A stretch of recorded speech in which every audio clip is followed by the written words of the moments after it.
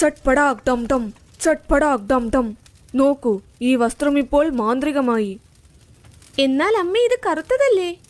ഇതിൽ ഞാൻ കറുത്ത മന്ത്രവാദം ചെയ്തിട്ടുണ്ട്. അപ്പോൾ തുണിയുടെ നിറവും കറുപ്പാകില്ലേ മണ്ടി കൊച്ചേ. അയ്യോ അയ്യോ, ദേഷ്യപ്പെടല്ലേ. ഇവളൊരു പാവമാ. നിങ്ങൾ അതെന്റെ കയ്യിലേക്ക് തരൂ. ഇതുകൊണ്ട് ഞങ്ങളുടെ കാര്യങ്ങൾ നടക്കുമല്ലോ, അല്ലേ? മായയുടെ മന്ത്രവാദത്തെ സംശയിക്കുന്നോ? വേണ്ട, അതെനിക്ക് തിരിച്ചു തന്നേക്ക്. അയ്യോ ഇല്ല ഇല്ല, എനിക്ക് നിങ്ങളെ വലിയ വിശ്വാസമാ. ശരി, എന്നാൽ ഞങ്ങൾ അങ്ങോട്ട് പോകുക. ജയ് ഹോ മായമ്മ. ഇതു പറഞ്ഞ് വിനീത മകൾ രവീണയുടെ കൈപിടിച്ച് ആ പേടിപ്പെടുത്തുന്ന മുറിയിൽ നിന്നും പോയി. എന്നാൽ പെട്ടെന്ന് തറയിലിരുന്ന മായ തന്റെ കയ്യിലുണ്ടായിരുന്ന പാത്രം തറയിൽ അടിക്കാൻ തുടങ്ങി. അപ്പോൾ അവർക്ക് മനസ്സിലായി മായ ദേഷ്യം കൊണ്ടാണ് അതടിച്ച് ശബ്ദമുണ്ടാക്കുന്നതെന്ന്. അയ്യോ ക്ഷമിക്കണം അമ്മേ, ഞാൻ മറന്നുപോയതാ. ഞാൻ ദക്ഷിണ കൊണ്ടുവന്നതാണ്, എന്നാൽ വയ്ക്കാൻ മറന്നുപോയി. അപ്പോൾ വിനീത തന്റെ ബാഗിൽ നിന്നും ഒരു കെട്ട് നോട്ട് പുറത്തെടുത്ത് അത് മായയുടെ പാത്രത്തിൽ വെച്ചു. പിന്നെ ഒന്നും മിണ്ടാതെ രവീണയുടെ കൂടെ അവിടെ നിന്നും പോയി. ആരാണീ മായ? രവീണയ്ക്ക് എന്തിനാണ് അവർ കറുത്ത തുണി കൊടുത്തത്? സത്യത്തിൽ അത് മായാജാല തുണിയാണോ? ഈ ചോദ്യങ്ങൾക്കുള്ള ഉത്തരങ്ങൾ കേൾക്കുന്നതിന് മുൻപ് നമുക്ക് മനസ്സിലാക്കാം വിനീതയും രവീണയും ആരാണെന്ന്, അവർക്കിതിന്റെ ആവശ്യം എന്താണെന്ന്. അമ്മേ നോക്കിക്കേ, ഇന്നും അവളെ കാണാൻ സുന്ദരിയായിട്ടുണ്ട്. അമ്മയുടെ മുൾട്ടാണിമിട്ടിക്ക് ഒരു ഗുണവുമില്ല. ശരി, ഇങ്ങോട്ട് വാ, ഇന്ന് വേറെ എന്തെങ്കിലും നോക്കാം. അയലത്തുള്ള അമ്മായി എനിക്കൊരു വിദ്യ പറഞ്ഞു തന്നിട്ടുണ്ട്. വേണ്ടമ്മേ, നിർത്ത്. ഇതൊന്നും നടക്കാൻ പോകുന്നില്ല. ഇനി എന്തെങ്കിലും ചെയ്യണമെങ്കിൽ എനിക്കല്ല, അവൾക്കാണ് ചെയ്തു കൊടുക്കേണ്ടത്. എന്നുവെച്ചാൽ ഞാൻ അവൾക്ക് എന്ത് ചെയ്തു കൊടുക്കാനാ? എങ്ങനെയെങ്കിലും അവളെ വിരൂപിയാക്കണം. മതി, അങ്ങനെ ചെയ്താൽ എല്ലാവർക്കും ഞാൻ സുന്ദരിയായി കാണപ്പെടും. മീന രവീണയുടെ കൂടെ പിറക്കാത്ത അനുജത്തിയാണ്. രവീണയുടെ പിതാവ് കേദാർ 1 വർഷം മുൻപ് മരിച്ചു. അങ്ങനെ മീനയുടെ ചുമതല വിനീതയെ ഏൽപ്പിച്ചു. ഇതിൽ ചിന്തിക്കാൻ എന്താണമ്മേ? നമ്മൾ എന്തിനാ അവളുടെ കൂടെ ജീവിക്കണം? അയ്യോ മോളെ, അതിലൊരുപാട് കാര്യങ്ങളുണ്ട്. നമുക്കൊരു വേലക്കാരി ഉണ്ടല്ലോ, അതൊരു ഗുണം തന്നെയല്ലേ? അതുമല്ലാതെ നിന്റെ അച്ഛൻ ഒറ്റിച്ചിട്ടാണ് പോയത്. അയാളുടെ പകുതി സ്വത്ത് അവളുടെ പേരിലാണ്. എപ്പോൾ ആ സ്വത്തുക്കളെല്ലാം നമ്മളുടെ കൈകളിലേക്ക് വരുന്നോ അതുവരെ നമ്മളുടെ കൂടെ താമസിപ്പിച്ചേ പറ്റൂ. മീന അങ്ങനെ അവർക്കൊപ്പം ആ വീട്ടിൽ താമസിക്കാൻ തുടങ്ങി. എന്നാൽ വീട്ടിലവളുടെ അവസ്ഥ വേലക്കാരിയേക്കാൾ മോശമാണ്.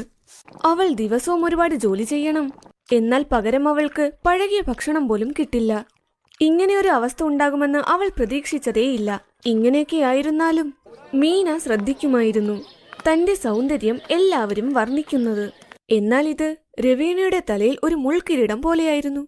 അമ്മ ഇത് കേൾക്ക്. എന്റെ ബർത്ത്ഡേ പാർട്ടിക്ക് മുൻപ് മീനയുടെ മുഖം വികൃതമാകണം. കുറച്ച് ചൂട് എണ്ണയെടുത്തൊഴിക്ക്. ഇനി ഇങ്ങനെ വല്ലതും നോക്കിയാലേ പറ്റൂ. വേണ്ട മോളെ, നമ്മൾ അങ്ങനെയൊന്നും ചെയ്യാൻ പാടില്ല. മറന്നുപോയോ ആ വക്കീല് പറഞ്ഞ കാര്യങ്ങൾ? നമ്മളുടെ കൂടെ താമസിക്കുമ്പോൾ അവൾക്ക് ഒന്നും സംഭവിക്കാൻ പാടില്ല. അവളുടെ പേരിലുള്ള പകുതി സ്വത്തുക്കൾ നമുക്ക് കിട്ടുകയേയില്ല. എന്നാൽ അമ്മേ, എനിക്കിതൊന്നും സഹിക്കാനേ പറ്റുന്നില്ല. എല്ലാവരും അവളെ തന്നെയാണ് നോക്കി നിൽക്കുക. കളിയാക്കാൻ പോലും എന്നെ ആരും നോക്കില്ല. അമ്മേ, എന്റെ ബർത്ത്ഡേ പാർട്ടിക്ക് എല്ലാ ഫ്രണ്ട്സിന്റെ കൂടെ റോണിത്തും വരുന്നുണ്ട്. അവൻ അവളെ കണ്ടു കഴിഞ്ഞാൽ പറ്റില്ലമ്മേ. അമ്മ ഒരു കാര്യം ചെയ്, പാർട്ടി കഴിയുന്നതുവരെ അവളെ ഏതെങ്കിലും മുറിയിൽ അടച്ചിട്. അത് ശരി, അപ്പോൾ പാർട്ടിയിലെ ജോലിയൊക്കെ ആര് ചെയ്യും? നീയൊന്നും മിണ്ടാതിരിക്കും, ഞാൻ ഇതിനെക്കുറിച്ചൊന്ന് ആലോചിക്കട്ടെ. നീ എന്റെ കൂടെ വാ. വിനീത രവീണയോടൊപ്പം മായയുടെ അടുത്തേക്ക് പോയി. അവർ എന്തോ മന്ത്രവാദം ചെയ്യുകയായിരുന്നു.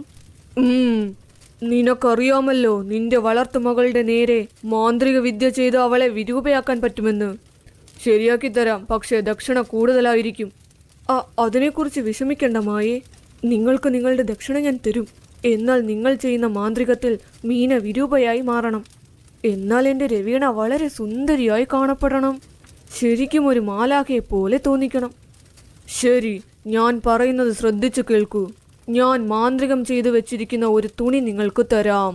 അതിൻ്റെ ഒരു ഭാഗം നിന്റെ വളർത്തുമകൾക്ക് കൂടിയുള്ളതാണ്, മറ്റൊന്ന് നിന്റെ മകൾക്ക് വേണ്ടിയുള്ളതും. എന്നാൽ തുണി ഉപയോഗിച്ച് മീനയുടെ മുഖം എങ്ങനെ വികൃതമാകും? ആ 2 തുണികളും നിങ്ങൾ 2 സഹോദരിമാരും ഇടണം. എന്നാൽ ഇടേണ്ടത് അവരവർക്കുള്ളതായിരിക്കണം. വിനീതയും രവീണയും എല്ലാ ജാലങ്ങളും ചോദിച്ചറിഞ്ഞു. മായ കൊടുത്ത കറുത്ത തുണി അവർ പുറത്തേക്കെടുത്ത് നോക്കിയപ്പോൾ അത് പകുതി മുറിച്ചിരുന്നു. ഒന്നിൽ മീനയുടെ പേരും മറ്റൊന്നിൽ രവീണയുടെ പേരുമായിരുന്നു. അങ്ങനെ ദിവസങ്ങൾക്ക് ശേഷം, ഇതെന്താണമ്മേ, 2 തുണിയുടെ നിറവും ഒന്ന്. നോക്കിയാൽ 2 ഗൗണും ഒരുപോലെ തന്നെയുണ്ട്. എങ്ങനെ മനസ്സിലാക്കും ഏതാണ് എനിക്കുള്ളത് പിന്നെ അവൾക്കുള്ളതെന്ന്? അയ്യോ എളുപ്പമാ.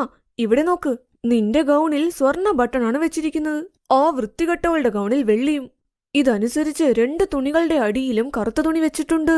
അതിൽ 2 പേരുടെ പേരുമുണ്ട്. പെട്ടെന്ന് പോയി അവൾക്ക് അവളുടെ ഗൗൺ അങ്ങ് കൊടുത്തിട്ട് വാ. അപ്പോൾ കണ്ടോ 2 മാന്ത്രിക തുണികളുടെയും പരിപാടി. അമ്മയും മകളും സന്തോഷത്തോടെ സിൽവർ ബട്ടണുള്ള ഗൗണും എടുത്ത് അവളുടെ അരികിലേക്ക് പോയി. മീനെ നോക്ക്, നിനക്ക് വേണ്ടി ഒരു ഗൗൺ തയ്ച്ചിട്ടുണ്ട്.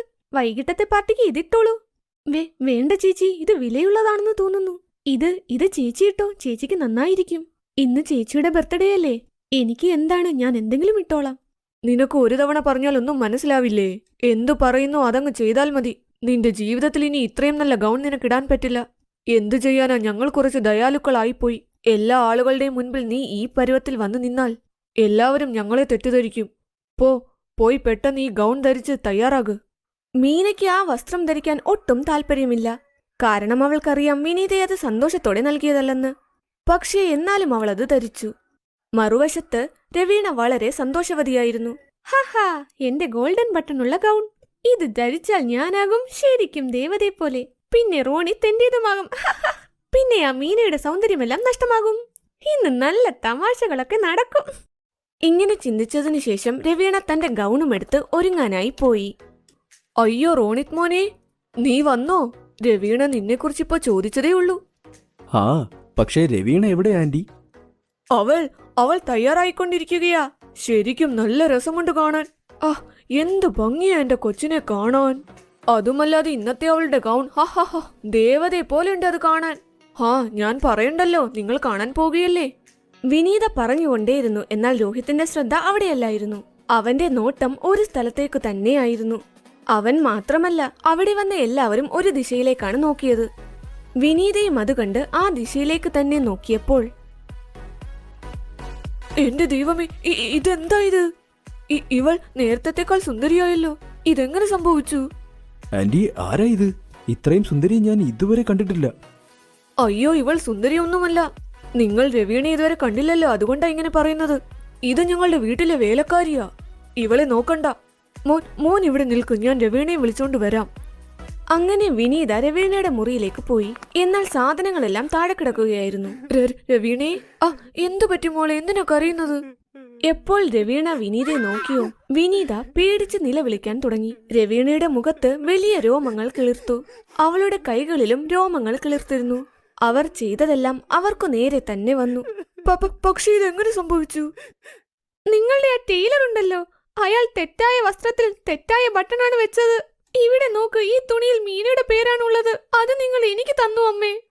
പറയുന്നത് ശരിയാണ്. വിതയ്ക്കുന്നതേ കൊയ്യാനും പറ്റൂ. രവീണ ചെയ്തതിന്റെ ശിക്ഷ അവൾക്ക് കിട്ടി. അവളുടെ ബർത്ത്ഡേ പാർട്ടിയിൽ തന്റെ മുഖമാരെയും കാണിക്കാൻ പറ്റിയില്ല.